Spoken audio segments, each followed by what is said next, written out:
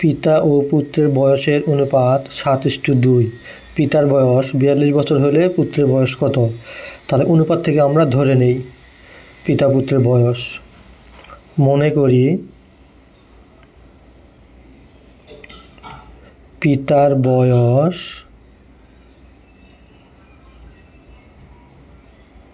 7 এবং পুত্রের বয়স 2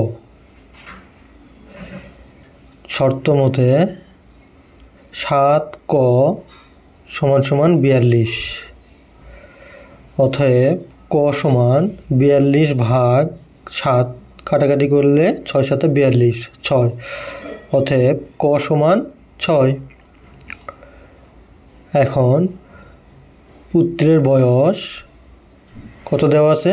2k। পুত্রের বয়স সমান 2k সমান 2 ইন্টু কর মান কত? 6। তাহলে 6 দুগুণে 12 বছর। এটা অ্যান্সার।